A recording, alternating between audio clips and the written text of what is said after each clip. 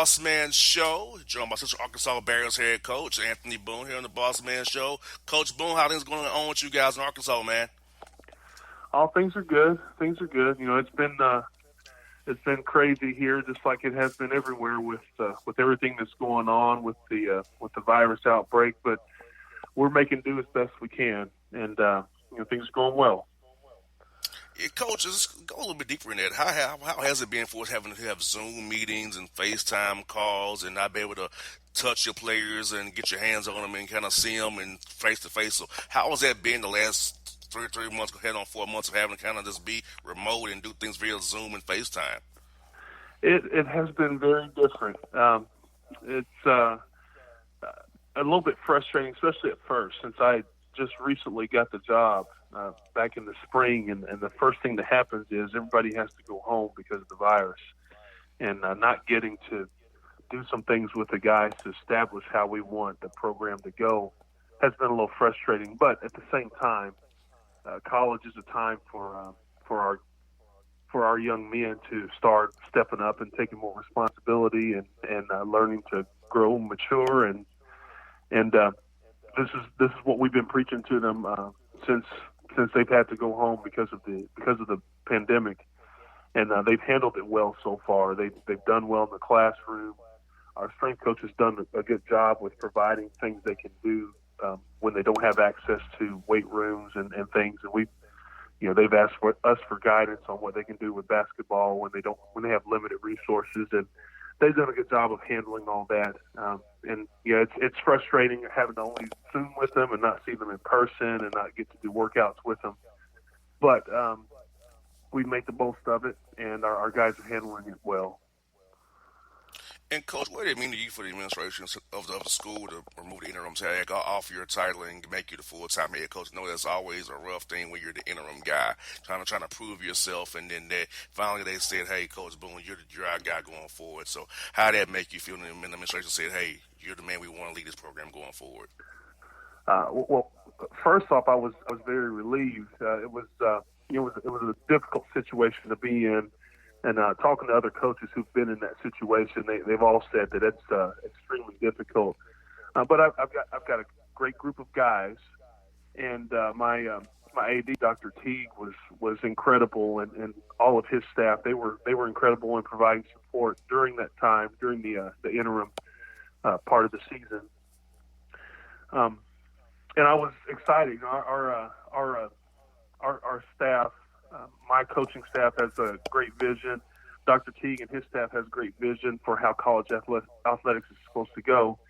And we were just trying to do what we could to keep going the season, keep being competitive, but also to steer our guys in the right way in every facet of the program. And that's what Dr. Teague and his staff was looking for. They want us to be competitive, but even more than that, they want us to have good kids and to push them getting their educations, and also for them to learn to grow more and more into incredible young men. And that's our philosophy for the program. And I was excited that Dr. Teague promoted me because that's what he's looking for in all of his athletic programs here at UCA. Most definitely, and I feel like this, coach, you had a great career as an assistant as well. So you got the experience last year being interim head coach. So talk to me about, I know for me, when I was a co-host of a radio show, I was always preparing in my mind how I would do if I was actually host of the show. So how did you, over the years, prepare yourself to become a head coach and kind of figuring out things like ATOs or looking at different things like that to kind of how I do this versus how my boss is doing it? So how did you kind of prepare yourself over the years to become a head coach now? Well, that was just it. Just looking at certain situations, maybe going back in film and looking at things we may have been able to do a little different, trying some things in practice. And I've been fortunate that I've worked with coaches that have allowed me to do some things to get some experience with that. Russ Pennell was the coach here before, and I worked with him for 10 years, and throughout the years, he allowed me some opportunities, even in game situations, to say, hey, let's do this, or to draw up things for the guys. And before working with Russ, I worked with Sylvester Anderson at Jackson State, and he gave me a lot of opportunities to do that. So I've been very fortunate to work with guys who've been great at wanting to help help younger coaches to get prepared to be head coaches. And that's just it. Just being intentional about wanting to make plans for what I do as a head coach has been the key. I know you kind of mentioned in our first question about how the virus kind of stopped you, how you want to build your program and your culture. So I know it's kind of stymied that because you had the guys right there in front of you. But what would you call in the ideal UCA Bear? Because I know you want to build a culture and a program that's long lasting with a solid foundation. So what would you say was ideal for you, UCA Bear, and what does that entail? Well, just like every basketball coach, we want someone who's a good basketball player. That's the first thing we look for. After that, we look for character. We look for how they interact with their teammates, with their coaches. If they have some leadership qualities, we need someone at our school that has a pretty good academic background. Our school is a really good school. We've got some really great academic programs here. Our college of education is great. Our business school, our PT school, and we just started up an engineering program that's really good too. So that's a part of it. The biggest thing I would say, besides having talent and having great character, is just being willing to work and be tough. And we have a wide variety of guys as far as their personalities go, but they all are all in for what we want to do to make our program successful. And it's in every facet. It's not just basketball. If a guy is only interested in basketball, not anything else, he's probably not going to fit in very well with our program. So they've got to be willing to be a complete person. Most definitely. And coach, what all's going on in the world today?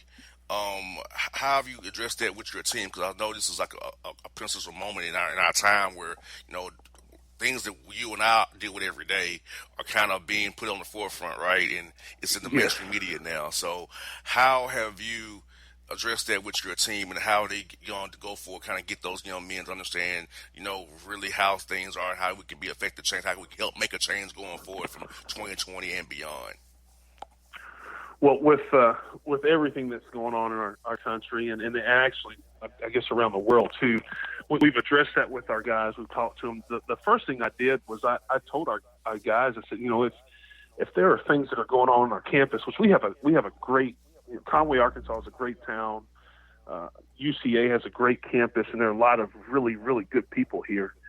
But I said, there are things going on that you think aren't right.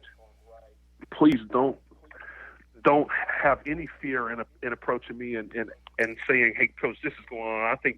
I think this is happening because people are discriminating against me." Or that's the first thing, and we have to continue to build that trust with our guys.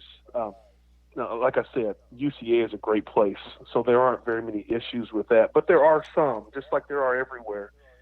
And actually, Dr. Teague formed a social justice advisory committee that he asked me to be a part of, and a couple of our players. And I heard some of the stories from a couple other student athletes on campus on what they've gone through on campus. And I was, I can't say I was totally shocked because, like I said, that happens everywhere. But the first thing I wanted to do was address our guys and say, if there's anything going on, please don't fear any repercussion. There won't be any negative consequences from you reporting that. And the next thing is we're going to march forward, and we're going to show people that, it doesn't matter what color you are. It doesn't matter what shade of skin you have, how much melanin is in your skin. We can all be great people, and we can be great ambassadors and great representatives of our school, of our town, of our race, of our families, of everything. So we're going to do that. We're going to be the best representatives we can be. We're going to continue in what we've done as far as our standards go with our program. And we're going to show people that we can be all together. And our African American student athletes are fully on board. Our guys that are of mixed heritage and our Caucasian guys. Everybody's on board. Everybody is wanting to help make the climate change to be better for everyone. So our guys are all on board on that. I know personally for you, Coach, playing at Ole Miss, coaching Jackson State, you had to be very happy to see the Mississippi is taking the Confederate flag out of their state flag now. I know it has to make you happy having played in that state and coached in that state. Certainly, that was exciting news, and that was something that was talked about when I played at Ole Miss back. It doesn't seem like it was that long ago, but I guess it was quite a while ago now. And when I was coaching at Jackson State, it seemed like every few years somebody would make a push to try to get the flag changed, and there were just not enough people in the state to support that. But I hate that what's going on lately, that it's taken that for people to finally take that seriously. But that is one of the positives that has come out of what's going on. Is, the state of Mississippi and the leadership there has decided, it's past time to change this negative symbol that that doesn't represent everyone. It only represents a small group of people in the state. And I was excited about that. I'm very excited about that. Most definitely. And, you've also coached in the OVC. I went to Tennessee State, so I know I'm very familiar with Murray State and playing going to HBCU school, and you coached in one. So let's talk about that coaching at HBCU experience, and also how was it to play in Gentry Center when you played Tennessee State down there in Nashville? It was playing at Tennessee State when I was at Murray State. That was my first experience of being on an HBCU campus for an athletic event, and they were pretty live there. It was exciting. It was always a fun game to go to when we were at Murray State to play there. And then coaching at Jackson State, there were some great people there, and I enjoyed my time at Jackson State as much as I've enjoyed anywhere. And that. Some of the HBCUs have limited funds, and Jackson State certainly wasn't different as far as that goes. But there were great people, great times. I coached there for 6 years with Sylvester Anderson, and I wouldn't want to make my path in coaching any different. I really loved coaching at Jackson State. Great fans there. People were very loyal. They were very supportive of the program. And just like how we feel about our program here and our philosophy here, it was the same there. They cared about the complete student athlete. It wasn't just basketball or just football or just whatever sport it was. They were interested in us as shaping and molding great young men. And I really loved my time there. And Coach, let's talk about your schedule coming up this here next year. I know that in the Southland Conference you have to play some guarantee games. You have to, raise money for the university. I know it's been tougher this go around because of the pandemic and how they're doing contracts and stuff right now with no fans versus fans in the stands. So how's it been trying to schedule these games for your team and raise money as well and make sure your team has a great experience when you get into that Southland play come January there? Well, it's been a little bit more difficult this year. We're a little bit fortunate in that we had some games already slated before the future looks so shaky. But it is getting more difficult. The guarantees are a little bit less now, and our conference decided to help all of our conference opponents out by cutting some of the games from our conference schedule. So they cut out 4 games, and that left us with some open spots. And it is a little bit more difficult now trying to fill a couple more, 1 or 2 more guaranteed games in there. And then we also have to be conscious of saving a little money with travel because of, all the universities are experiencing some hardships economically due to, a lot of students having to leave and get refunds from dorms and meal plans and different things. And but our school is doing well in that our enrollment looks like it's going to be just fine and maybe even a little bit higher going into the fall than what it's been or what was expected. So we've had to work a little bit harder and a little bit longer on the schedule than normal, but it's going to be fine. We still have some pretty good games. Like I said, we had some slated already before the future was shaky, and it'll be great. We're going to go play Creighton, and we're going to play Baylor again. We've played them a couple of times since we've been at UCA, and actually got a game with Memphis, which is huge for us because they're a great opponent, and they're not far from Conway, just a little over 2 hours away from town. So it's going to be good. We're going to give our guys still a great experience, some great competition to play against to get us ready for conference play.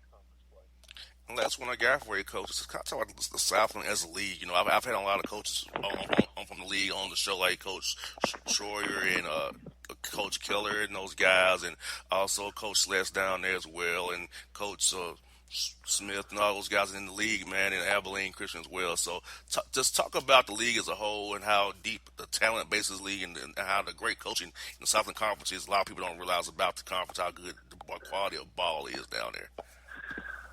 It is. The Southland Conference is a really, really good league, and it doesn't get enough attention. You mentioned some of the really good coaches here, Coach Keller, Coach Sless down in New Orleans.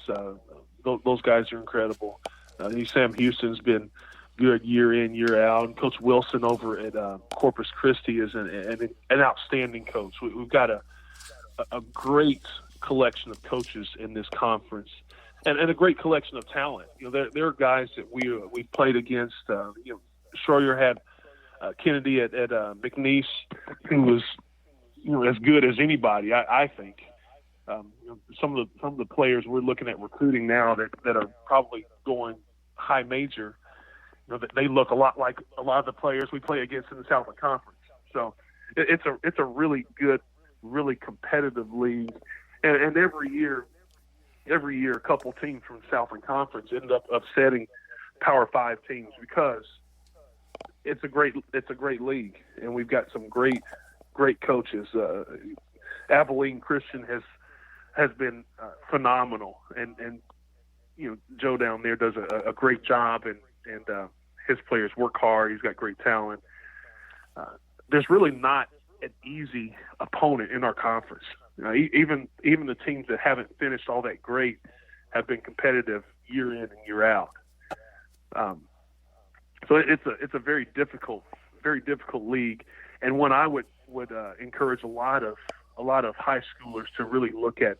If you get any kind of recruiting or any kind of offer from a Southland Conference school, it's a great school and it's a great program, and you're going to have a great coach to play under. Most definitely. Well, Coach Boone, I thank you for your time today. It's been great to get to catch up with you, and I hope to do it again with you real soon. I hope you and your family are staying safe, man. Oh, you too, JR. Thanks so much. Anytime, Coach. Thank you so much again. All right. That's Anthony Boone on the Bossman Show. Grab a hold of big breakfast flavor at Hardee's. Try 2 breakfast sliders for just $2.99. Get Applewood smoked bacon or freshly grilled sausage with fluffy eggs and golden melty cheese, all on a toasty little bun. Good morning, start at Hardee's. Available now for a limited time at participating restaurants. Tax not included. All right, folks, back in the Bossman Show. He's back. Host of Essential as AF Podcast. Catch him on Facebook and YouTube. It's my man. It's my brother, J.C. Smith. What's good, my brother? What up, boss? What's going on, bro? Man, not much, but first of the month, bro. We July 4th weekend. They ain't our week. We celebrate our week Juneteenth, but it's their weekend this week. But it's the first of the month. Hey, Bone Thugs, bro. Half the year is finally gone, man. Long as half a year in my lifetime, I can remember. I'm telling you, man, this has been the longest year on record, man, as far as the first 6 months and then everything that's happened in 2020, man. You just wonder what else is in store for us, man. But I hope all the work is behind us now, man. But you just never know with this year. Yeah, and cases are rising all over the South and in the West, and kind of what we talk about to start off our first topic is the NBA restart, because so many guys tested positive with COVID-19. Guys are opting out of going to Orlando in the bubble setting, and Florida's cases are rising daily, and the Disney staff will be outside of the bubble, coming in every day to do like food and hospitality. So, bro, are you confident about the NBA restart and they'll see it through fruition from the 31st until October 12th or 13th of the NBA Finals Game 7? Man, that's the $1 million question, right? Like, I know the NBA is confident in the plan they put in place, but this is a virus like no other that we've had in this country in a long time, man. As far as infecting, millions and millions of people, man. So, at this point, I just think the NBA has got to play it by ear, and just it's got to try to get lucky. Because there's going to be some players that are going to test positive even while they're down there. So you just got to hope that it's not like a widespread thing to where, a whole roster, a whole team is wiped out, from testing positive for corona. So and I can't blame players who don't want to go down there, albeit for health issues, social issues. I can't blame the players that want to go down there and play, and I can't blame the players that don't want to play. It's just a real touch and go thing, man. But if you tell me, hey, a couple of weeks into it, they got to shut it down again, because of widespread positive testing, then I wouldn't be surprised at all, boss. Well, it's bad with Marv Albert ain't going down there. Yeah, He's 79 years man, old. He ain't going down there. I know that's right, man. It's going to be a skeleton crew to begin with, players, coaches, and I guess, just the bare minimum as far as broadcast teams. Like I said, I can't blame anybody, man. You definitely want to put your health first. You want to put your family first above anything, man. And then some of these young guys don't have, wives and children, and can go down there and make their money. Definitely more power to them, man. But you can't knock anybody for choosing not to go down there. No, definitely. And if you're the media, bro, I got the media email. It's $550 a day for the media. Who got that kind of money? $550? Yes, a day. Wow. Because that's coming out of your pocket. Your pocket or your employer's pocket, I guess. $550 a day. Wow. Yeah. It ain't that serious, man. Just because I want to inform listeners, this is what I'm gonna read it off to JC here. What the word is? Okay. Media One access, right? Here we go. Mm-hmm. This is we gonna love this. The cost is minimum $550 a day, right? You get a credential, hotel room on secure campus, daily COVID testing, 3 meals a day, transportation between hotel and game practice and venues, in-person social distance post-game interview room and media seating, interview moderated by team or communication with league. You have to self-quarantine for 7 days once you get there. You can leave to go buy groceries, maybe, with approval. If you don't go by the rules, you'll be expelled and you'll be charged your full $550 fee a day. Wow. Yeah, man. I don't know about that one, man. You going down there? I have a house there. I can't stay at my own house there. Yeah. Like, I can't stay at my own house in Orlando. Yeah. That's crazy. I know, right? So, yeah that's what the media's up against down there. $550 a day, bro. $550 a day. Man, see, they got like a day pass option, man. We pay like $27.99 for a credential or something, man. Yeah. Most definitely. And speaking of the NFL, they've cut down preseason games to 2 games, bro. But the NFL is the same as the NBA is. Guys are gonna be hitting each other, coughing, sneezing, spitting on each other, and tackling each other. How do you avoid the community spread in locker rooms, bro? How do you avoid it Yeah. 'cause somebody gets on spoilers for like wildfires. Me being in locker rooms before the NFL. God, they have pretty much like little lockers, like high school lockers almost. Look, that's pretty much what they boil down to. An open space high school locker is what they boil down to in locker room, pretty Mm-hmm. much. Mm-hmm. And how do you be able to play? And once again, with the spread happening all over these states, how you gonna be play games in certain states when it's out of control? So Right. NFL really hasn't put out like real guidelines about how they're gonna go about doing this, right? They kind of got the benefit of the calendar, but it's July now. Training camp's supposed to start July 28th, and we haven't heard anything about how games and practice are gonna go for the NFL. So, what are your thoughts on the NFL restart? Is it similar to the NBA? And I just don't see how the NFL can work either. And they're thinking about having people sign a waiver, bro, to come to the games. Right. They Right. want to pull a Yeah. 45. Sign a waiver that's pretty much go to season football. I ain't doing that. That's crazy. Yeah. Yeah, I was just about to mention that about the fact about the waivers. They're asking fans to sign now to attend NFL games, and like, I mean, you gotta be the dumbest fan in the world. I mean, why would you even want to go to a game in general? You know what I'm saying?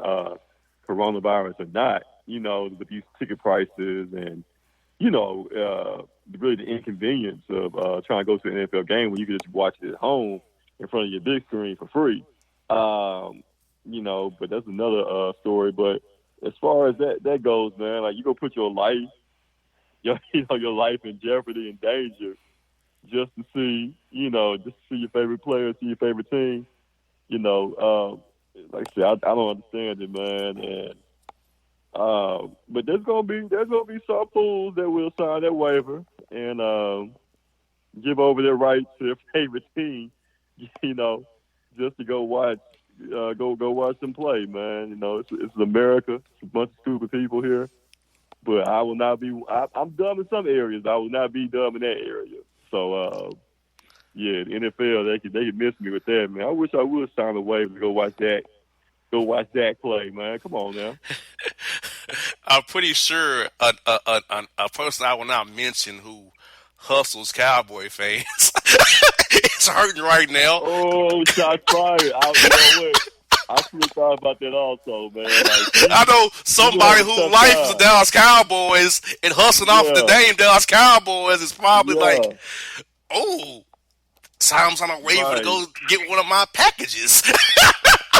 Right. So, I know it's definitely been a knock on her business with everything going on, man.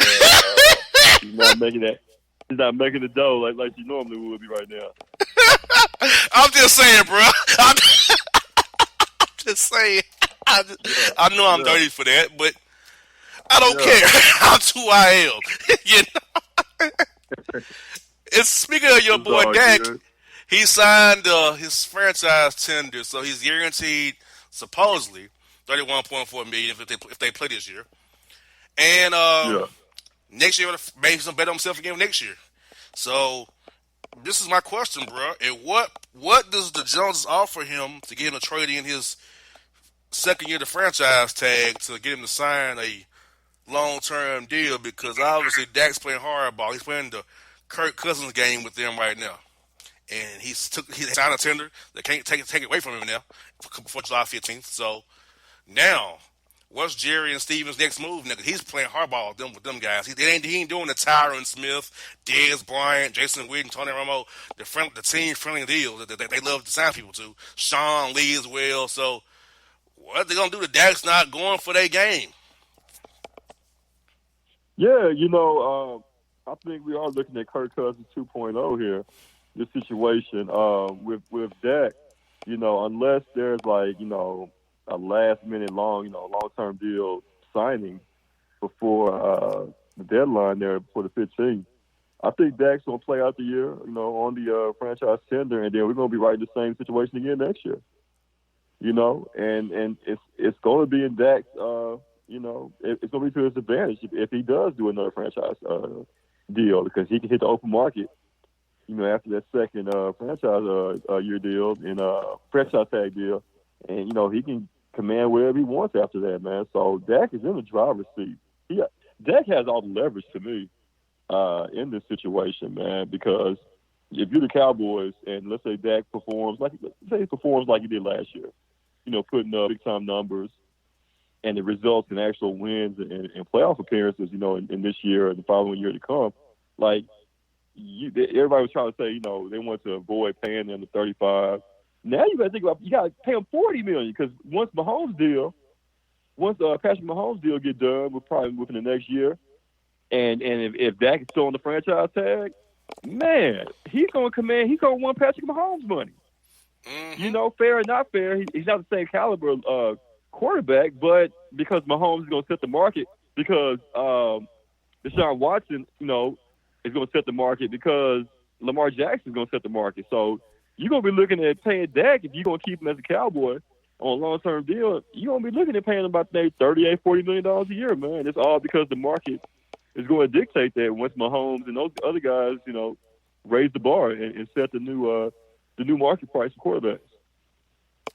And Cam Newton, speaking of that, he signed for the veterans minimum with the Patriots to compete with Jared Stidham and Brian Hoyer to be a starter in New England. Let's just be real about it. He'll be a starting quarterback come week one, most likely. It's Cam Newton. Mm-hmm.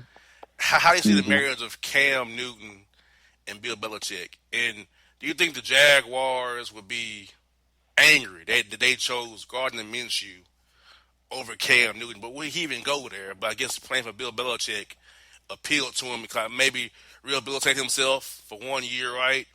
And go off and get a big deal elsewhere. Maybe that's the game plan Cam Newton's playing there with the Patriots here. Take this little money and get on the roster now. I can be a starter here easily with over Stidham and Hoyer. Show what I can do. Get back out in the market in 2021 when things get back to normal, hopefully. Yeah, exactly. If everything wasn't going on with Corona, Cam would have had, a handful of teams that he could have gone to. But being the fact that, Cam's coming off the injury and teams couldn't really, get him in for a workout to, and really, give him a physical and see exactly where he's at, as far as, a physical level there. But I think it's going to work out in Cam's favor when it's all said and done, man. To go to the Patriots on a veterans minimum deal, of course he's going to be a starter over Jared Stidham. There was no way in hell that Belichick was going to go into the season with Jared Stidham as a starting quarterback. So, and also you got to think about it, like nobody in that division really is used to playing Cam. So that's another benefit, I think, another advantage that Cam has. He's going to a new division where they don't really have much, film study and as far as all that goes on him, man, because he's going to be coming in and nobody's really played against him as far as like twice a year, like he normally would play against NFC South opponents, man. So he's going to be able to take advantage of that as well. And New England still has some pieces that can complement him. And I think Cam can do well, man. I really do. I really think he's going to be able to flourish up there in New England, man. And it's just my thing is, if Cam doesn't get off to a great start, we know how Boston is as far as the fans there. Will they turn on him? Are they gonna give him a fair shot to really win them over and have success up there? Because I can see that also going the other way if they get off to a slow start and then the Boo Birds are coming and Cam's already a very sensitive guy, man. So it's gonna be I think one of the most compelling, other than Tom Brady, in Tampa. This Cam situation is gonna be one of the other more compelling storylines in the NFL coming up this year, if we even have an NFL this year. Exactly. So now we have Cam signed. Now we got to go back to the man, Colin Kaepernick. Somebody in the NFL is trying to kick the can on this Kaepernick. They hoping it just dies out, hoping it goes away, because they say they're trying to talk to friends and associates of Colin Kaepernick about whether he wants to play or not. How about ask the man's agents or him himself? What you mean, ask his friends and associates? Kaepernick's people like, who are these people you're talking to? Like, sorry, they're trying to justify not signing him again. That's a bridge too far for them to actually bring him back to the NFL. They can't go that far. Right. Like, you thought they're just playing a game, hoping that to run the clock out. Hopefully, hey, the story goes away again. Yeah, and I'm not sure of the details, in that lawsuit that Cam had against the NFL. I'm not sure of the details as far as the money and everything that was paid to him. You know, Cam could be in a situation. I said Cam. I'm sorry, Colin. He could be in a situation where they may have paid him, so much money, and there could be a clause in there that he doesn't come back to the league. You know what I'm saying? It could be a number of things, man. And I'm not even sure if Colin even wants to come back at this point. You know what I'm saying? Like maybe that first year or two, yeah. But now, man, like I think Colin can do so much good, outside of football. He's already been looked at.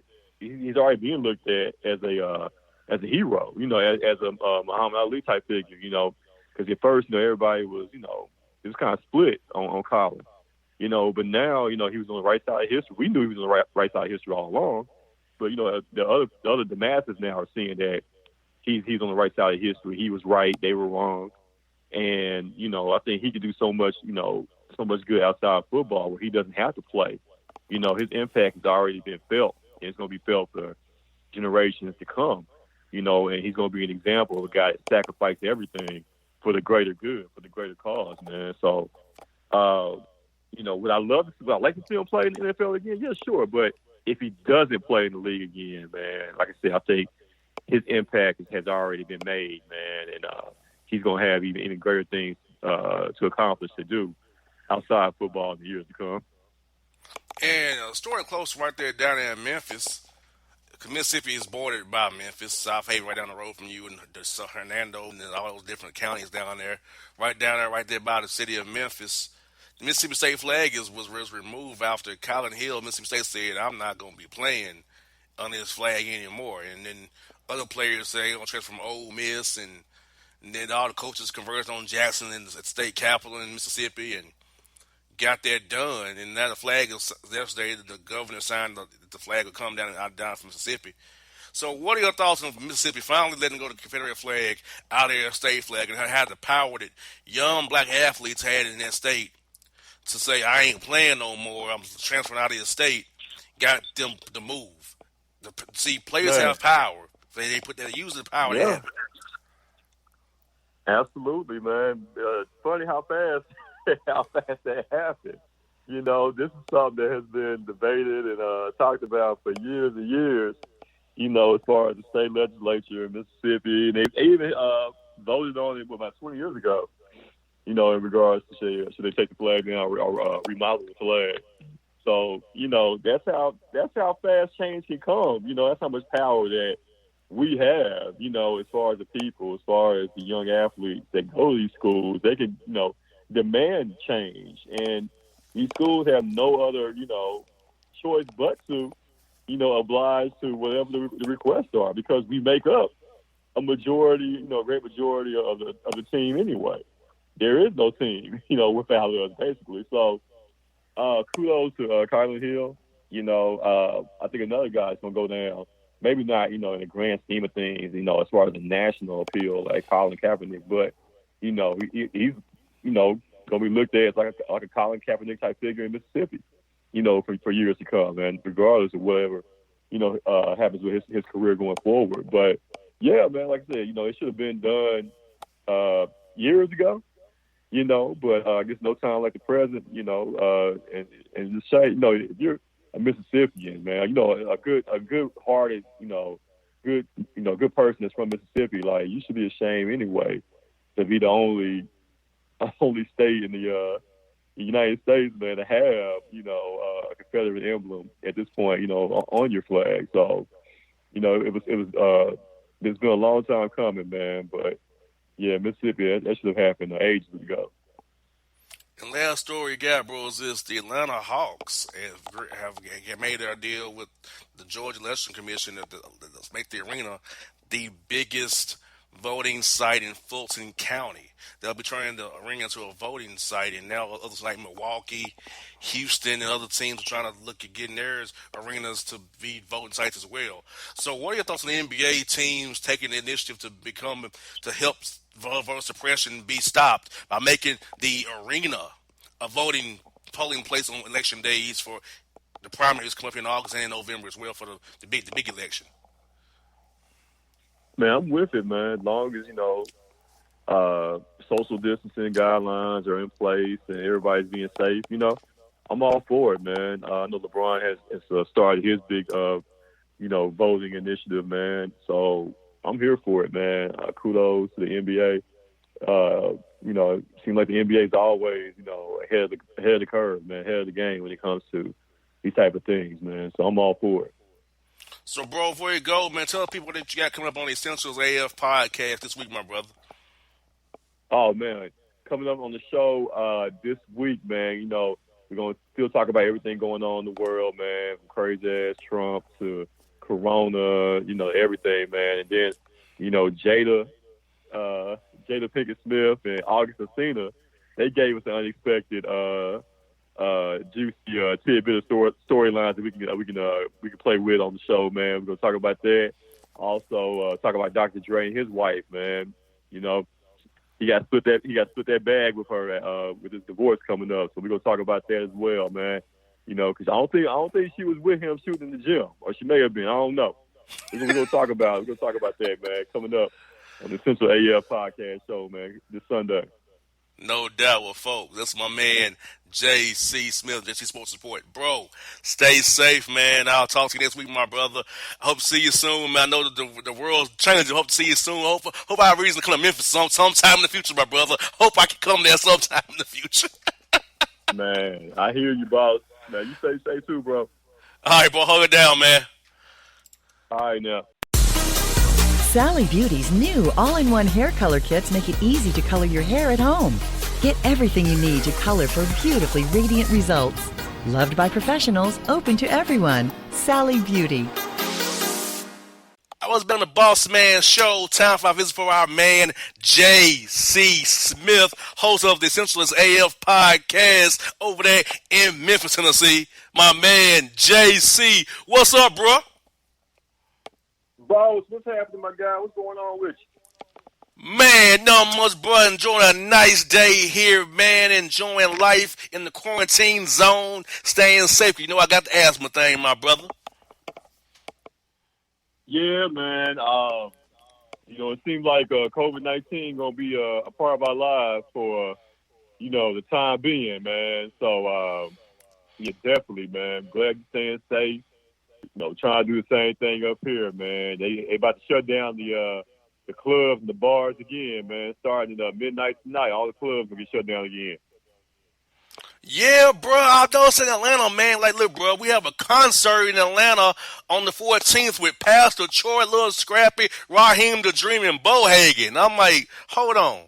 We having a concert inside of a club in the middle of a pandemic. Okay. Hey, man. Right.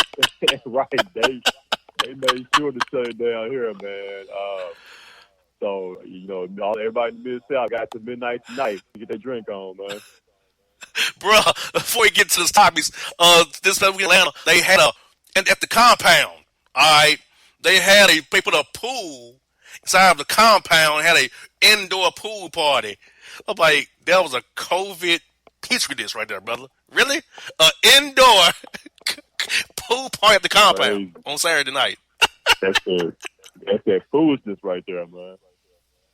No doubt. You know what's foolish though, bro? Pat Mahomes. I feel like, bro, the contract is terrible. Lee Steinberg's want to say I had a dude to sign for a half a bill. But, bro, think about this. He had $27.2 million guaranteed this year and next year, right?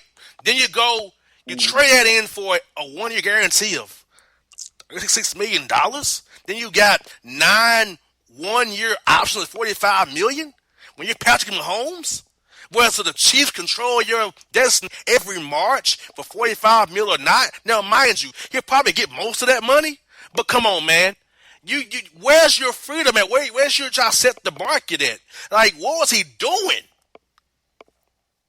Man, I mean, when somebody throws numbers like 400 million, 450 million, or 503 million, as the total of the deal, that's all you need to hear sometimes, man. But yeah, and with anybody's contract in the NFL, the total money is not Of course, not the guaranteed money that they're going to end up, walking home or going home with.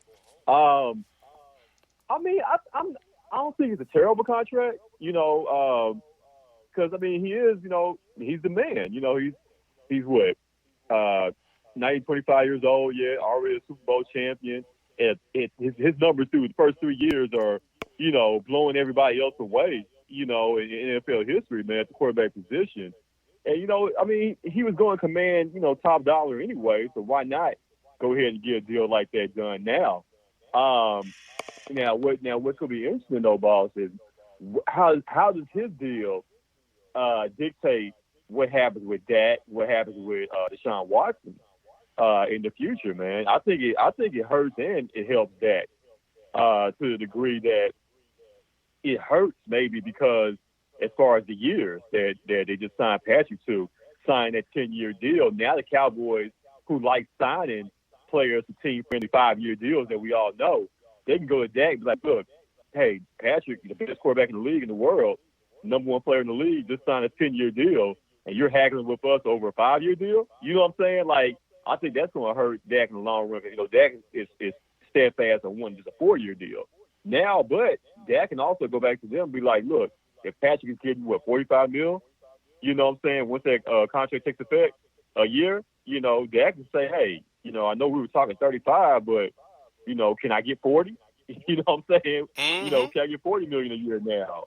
And with the TV money and everything that they're hoping that's going to come in the future, is going to, raise the salary cap up and raise the value of these teams up.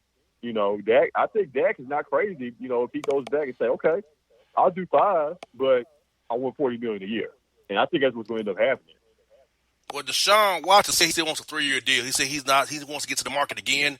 Lamar Jackson wants to get to the market again. And also, you got those two young guys next to Lamar Jackson and Deshaun Watson said they want to do short deals. They don't want to be like a Mahomes. Because throughout league circles, they're saying, like, what was he thinking? Because he had the leverage here. Like, right. He acted like he didn't have any leverage. Right. Like, 9 1-year options. Because 3 is a guarantee. Look, bro, Ryan Tannehill of the Titans has more guaranteed money in his contract than Mahomes do. Man, Tannehill has more guaranteed money than Mahomes. Yeah. I didn't know that. You break it's a 4-year deal. That one, man. Yeah. See, Mahomes' money isn't really guaranteed. He's guaranteed 3 years, 20, 21, 22. But the net becomes 9 1-year options with the Chiefs at $45 million because in every March they got to decide whether to keep him or not in March. So it's that trigger date. So it's really 3 years and $63 million, but then the rest of it is 9 1-year options with incentives each year of $2.5 million, which makes it $503 million. So it's a lot of that money is funny money, not even real money. So in real money, Ryan Tannehill getting more than Mahomes and us over a 4-year deal. Man, when you break it down like that, yeah. But like I said, barring any type of serious injury, even though he had the kneecap issue that, thank God was nothing serious at all, barring any serious injury in the future, I can see Mahomes, maybe collecting 200 mil guaranteed out of that contract that they're going to give him, man. Maybe about 250 million, when it's all said and done, man. Which is still, hands down, going to make him the highest paid NFL player by far. Most definitely. And staying in the NFL, bro, the Redskins are probably going to change their name again. Change their name because Dan Snyder is getting heat from FedEx, Fred Smith right there in Memphis. Other minority owners, the NFL, the Indian tribes are saying we want this name changed. Ron Rivera is saying it, so the Nike took their stuff off the website. So, hey, the Washington franchise is going to have to change their name, bro. And Dan Snyder, who said I would never change his name, now has to change the name of his team now. And the mayor of D.C. said if he wants to build a stadium in RFK Stadium, you got to change the name as well. Yeah, man. I think it's been a big momentum push, as far as the name change to change it to the Washington Red Tails in honor of the Tuskegee Airmen, which I think is a slam dunk. You pretty much can keep the same color scheme and instead of skins, it's just red tails. So what I'm saying, the same number of leathers. I think it'll Mm-hmm. be an easy transition. I really do, man. And even though red tails would signify, Tuskegee Airmen, when I think red tails also, as far as Indian, folklore, I'm thinking like, the feathers. You know what I'm saying? And being like tails also. So, I think that'd be an obvious name change to me. Just go red Oh, tails, man. definitely. I think you pretty much you make everybody happy. You make the Native Americans happy, and you also make the African Americans happy, man, by honoring the Tuskegee Airmen. That's a win-win to me, man. I don't think there's any other name that you can really go with other than that. I don't want to see Washington Warriors because you're still basically, still saying Redskins, by saying Mm-hmm. Warriors. So, yeah, just go Red Tails and, make everybody happy, man. No doubt. And bro, COVID-19 is hitting the Nets hard. They have 8 guys out with COVID-19 heading to Orlando to the bubble, bro. And like the Nets may not even make the playoffs now, and the Wizards may sneak on in there, but Bill not playing. So Right. if the Nets team has been wiped out with 8 guys with COVID-19, bro, that's just practicing in Brooklyn. How are they going to fare when they get to Orlando in that bubble and get Right. around the Disney Right. staff and other guys? And man, it's going to be rough in that bubble, man, real soon. Because if 8 guys on one roster is out with COVID-19 and they've been around these guys somewhat, some kind of way, think they ain't got it, bringing it into the bubble now? Hey, man. Hey, Brooklyn, they called me. They called me the other day. If I could give them like 10 minutes, man, down in Orlando, man, like they need some help, bro. Everybody's dropping out. Everybody's catching a case of corona down there, man. So, it's tough, they got a couple of replacement guys, a couple of guys with Memphis ties, man. You got Chris Chioza, went to high school here. He's playing on that team that's going to Orlando. They picked up Jeremiah Martin, former University of Memphis Tiger. He's going to be on that squad as well, man. So a couple of guys with Memphis ties on the team. That's like I said, it's tough, man. And if you're a team like Brooklyn, you're a team like the Wizards, if you're one of those players, you really have to, reconsider your options because you're not going to win. You're not going to win a championship. And if you do make the playoffs, you're not going to, go far anyway. So what's the point? And I don't think I would go, honestly. If I'm a young guy, no family, you know what I'm saying, nothing to lose, in that respect, okay, all right, I'll go down there just for the hell of it, for the experience. But if I'm a veteran, have a family, and I know my team doesn't really have a chance, I'm not going down there for a few weeks, a month, you know what I'm saying, away from my family, or risk catching it and then bringing it back to my family. Like, yeah, I don't know if I would go if I was a veteran, man. And also, Rudy Gobert, the first guy that came out with they're gonna put the social justice messages on the jerseys now. Rudy Gobert, the first guy that came out with what he's gonna put on his jersey. What are your thoughts on the options that they gave him? But I feel like they could have done more, like defund the police, stuff like that. But they wouldn't have put that on the jersey or put their names on the jerseys. So, what are your thoughts on the NBA letting them actually put names on the back of the jerseys for the social justice messages? But I feel like once again they're giving them crumbs. Like that's just throwing us Right. crumbs right now. Let's do some real substantive Right. change. Like, come on, you're just throwing crumbs right now. Throwing money as a write-off. Oh, we let you do this on the court. Yeah, Absolutely. let's make real Right. change. I need your Right. voice and your vote, not throwing money or throwing crumbs at me. Exactly. What did Rudy? What's Rudy gonna put on his jersey? Let me pull it up here real fast. Here we live on the radio, people. Pull it real fast. Rudy Gobert. Let's see. Rudy Gobert. Here we go. Rudy Gobert. Equality is his. Okay. Okay. McCollum. Yeah. Education reform. Bazemore. Education Mm-hmm. reform. Matthias Tybal. Vote. Ibuka Zubox. Enough. Mo Wagner. Vote. Those are the ones that leaked out so far. Mm. And so these phrases, they were hand-picked, hand-selected by the NBA. The players weren't able to make up their own. Yeah, these are the ones the NBA approved. Oh, okay, got you. Yeah, I got you. Yeah, like I said, I think that's the NBA's way of saying, hey, we give you guys freedom, but hey, at the end of the day, we have control, total control of what you're going to display on your jersey there, and give NBA credit, for at least trying.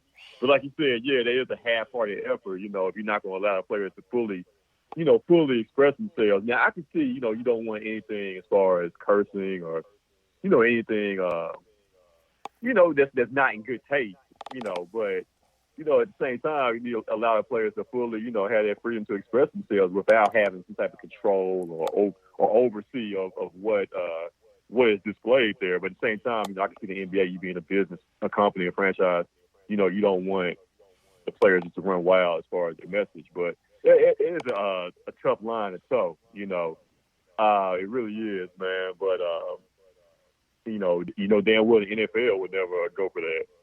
So at least the NBA, I give them a little credit for, for allowing the players to have some type of freedom of expression there. Somebody should put on the jersey, "He hate me," because they do hate us. Right. Yeah, exactly. He was before his time, wasn't he? Yeah. Shout out to, what was his name? Rod Smart. Rod Smart, yeah. Hell, he's a genius, man. Most definitely. Hey, bro, before you go, tell people about Essentials AF podcast this week, what you got going to come up this week. Check you out on YouTube and Facebook Live there. Oh, for sure, man. Yeah, Essential AF podcast each and every Sunday, man. We broadcast live at 6, streaming live on Facebook and YouTube and all that good stuff. Oh, man, we had a great show this past week. Our highest rated show, highest viewed show to date. So this next show, man, we got a lot of things to talk about, man. We may talk about Terry Crews. We may talk about Kanye again, man. You just never know, man. Just make sure you check it out, man. Central AF Podcast. No doubt, it's my man, J.C. Smith. Bruh, stay safe. Get you one last drink in the Mid-South, brother. And be safe. Hope to see you soon, bro. All right, my guy. No doubt. Here's J.C. Smith on the Bossman Show. My heart skipping the beat. You're not close enough, so that space between you and me, let's lose it. The way you're dancing, swaying to the music, girl, that body and how you move it. Every time you cross my mind, girl, I lose it. Alexa, play the Country Heat playlist. Okay. I don't think you know what you're doing to me. You got With Amazon Music, a voice is all you need.